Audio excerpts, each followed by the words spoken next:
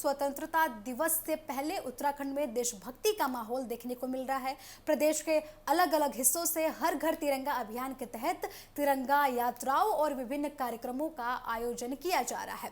इसी बीच मुख्यमंत्री पुष्कर सिंह धामी ने तिरंगा यात्रा में लोगों की बढ़ चढ़कर भागीदारी की सराहना करते हुए कहा कि देवभूमि उत्तराखंड की जनता हमेशा राष्ट्रहित और राष्ट्रीय कर्तव्य के लिए मजबूती से खड़ी रही।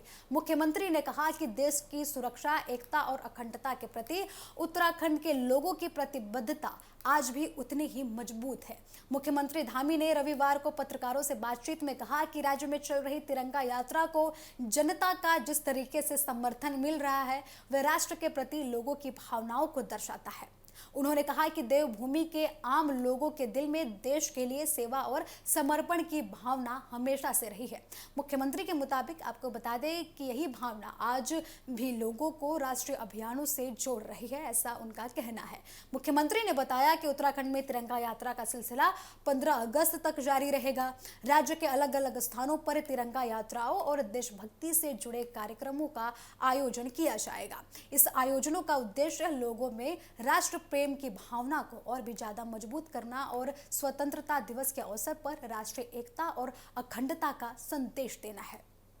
इससे पहले भी मुख्यमंत्री पुष्कर सिंह धामी ने देहरादून में आयोजित हर घर तिरंगा में हिस्सा लिया था। यह कार्यक्रम स्वतंत्रता दिवस से पहले आयोजित किया गया है। इस दौरान मुख्यमंत्री ने लोगों से अभियान में सक्रिय रूप से भाग लेने की बात कही और अपने घरों पर राष्ट्रीय ध्वज फहराने की अपील भी की है। आपको बता दें कि तिरंगा यात्रा के दौरान मुख्यमंत्री धामी ने देश के मौजूदा विकास और वैश्विक स्तर पर भारत की बढ़ती भूमिका का भी जिक्र किया। उन्होंने कहा कि भारत इस समय अमृतकाल के महत्वपूर्ण दौर से गुजर रहा है। प्रधानमंत्री नरेंद्र मोदी के नेतृत्व में देश वैश्विक मंच पर अपनी अलग और मजबूत पहचान स्थापित कर रहा है। मुख्यमंत्री ने कहा कि भारत आज किसी के सामने झुकने के बजाय आत्मविश्वास के साथ अपनी बात दुनिया के सामने रख रहा है। उन्होंने देश की अर्थव्यवस्था में हो रही वृद्धि का उल्लेख करते हुए कहा कि भारत आत्मनिर्भरता की दिशा में लगातार आगे बढ़ रहा है। उन्होंने डिजिटल क्रांति, बुनियादी ढांचों के विकास और मेक इन इंडिया जैसे पहलों का जिक्र करते हुए कहा कि देश की कई क्षेत्रों में दुनिया के साथ कदम मिलाने के बजाय उसका नेतृत्व कर रहा है।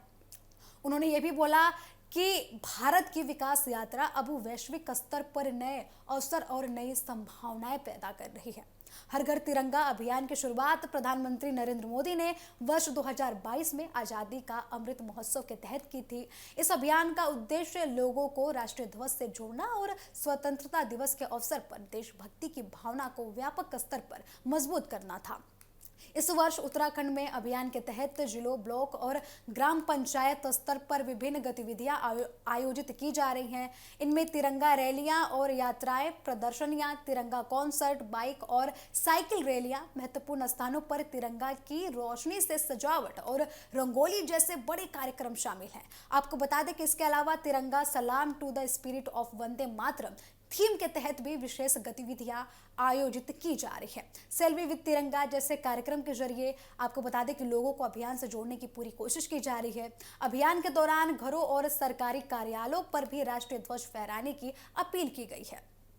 उत्तराखंड में तिरंगा यात्रा के जरिए स्वतंत्रता दिवस से पहले लोगों को राष्ट्रीय एकता और देशभक्ति का संदेश देने का पूरा कोशिश किया गया। आपको बता दें कि मुख्यमंत्री धामी ने लोगों की भागीदारी को देवभूमि की राष्ट्रभक्ति की भावना से जोड़ते हुए कहा कि राज्य के लोग देश की सुरक्षा, एकता और अखंडता के प्रति हमेशा प्रतिबद्ध रहे हैं।